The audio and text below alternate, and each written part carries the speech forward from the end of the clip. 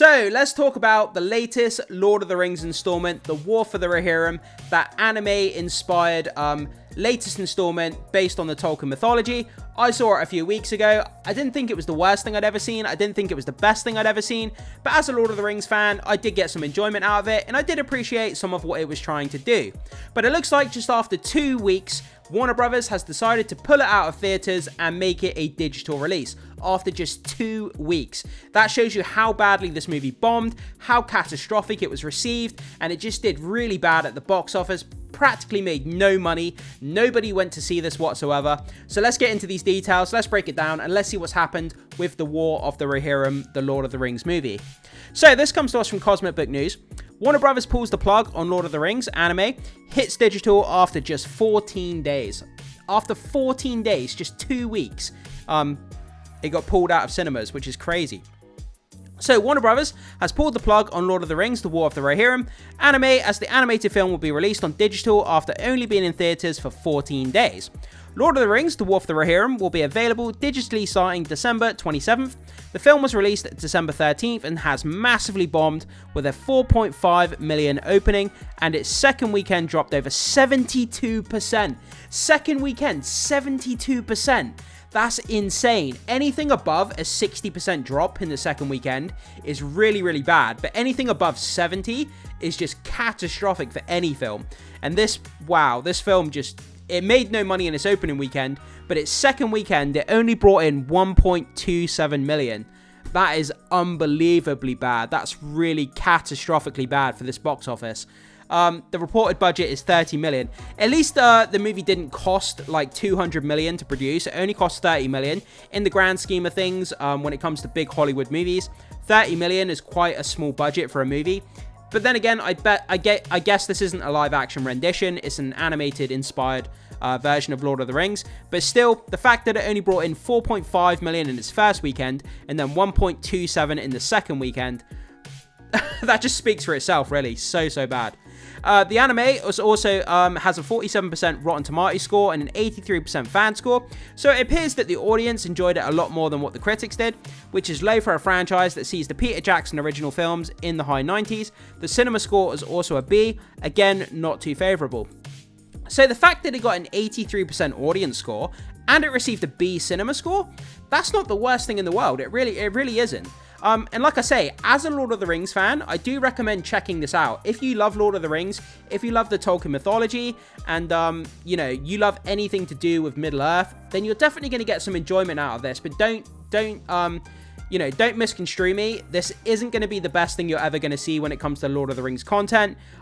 It's not the best, it's not the worst. It's kind of in the mid somewhere. But as a Lord of the Rings fan, as a Tolkien appreciator, you will get some enjoyment out of it. It does have a good musical score. There's some good fight scenes, even though some of them feel a little bit lackluster and a little bit smaller than the live action kind of big army fights we're used to in Lord of the Rings. But still, there's some good stuff to be found here, so I do recommend checking it out if you like Lord of the Rings.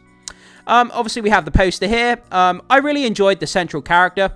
I've completely forgot what her name is. That's kind of how forgettable this movie is, to be honest. But, I forgot what her name is, but she was a great central figure.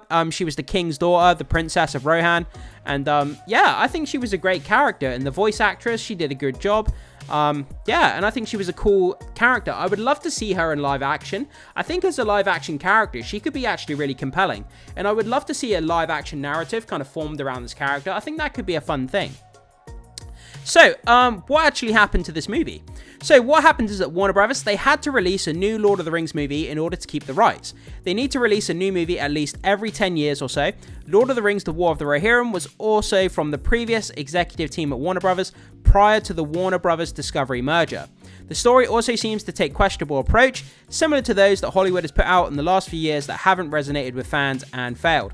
So, it looks like, before David Zaslav took over basically Warner Brothers, the old regime that was in charge of Warner Brothers, it was actually their property. So, and it looks like every 10 years they have to release at least one movie to keep hold of the rights to the Lord of the Rings property, the movie rights. So it looks like they just rushed this movie out just to retain the rights, which absolutely makes sense because they take a loss on this movie, which is fine, but they've got 2 live-action Lord of the Rings movies coming. We've got the Gollum movie, and then we've got another Lord of the Rings movie, which is untitled and kind of unspecified. But they've got 2 live-action Lord of the Rings projects coming up soon.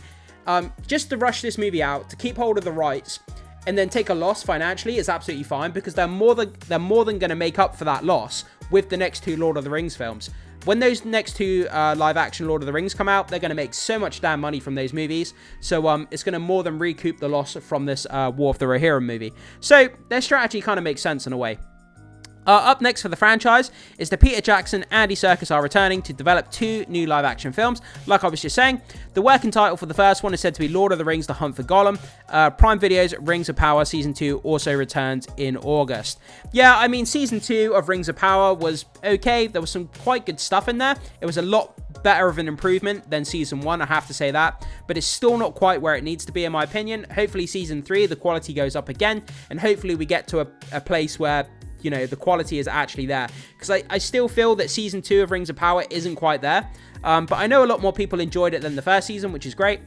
But yeah, so that's kind of where we are, guys. So it looks like this project was basically just created and rushed out the door just to retain the rights to Lord of the Rings for Warner Brothers, and like I say, they're going to more than recoup the loss on this movie with their next 2 live action movies in the Lord of the Rings universe.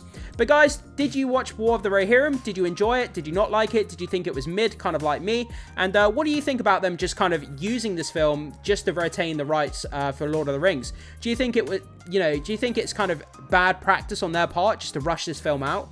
Or, you know, do you think they should have made a better film? Or does it make sense from a business perspective just to rush this film out, take a loss, and then just to recoup that loss on the next 2 live-action movies? Whatever your thoughts are, guys, jump down in the comment section and let me know. As always, be sure to hit that like and become a subscriber if you haven't already. It goes a long way to supporting the channel, so I'd really appreciate that. And I will see you in the next video.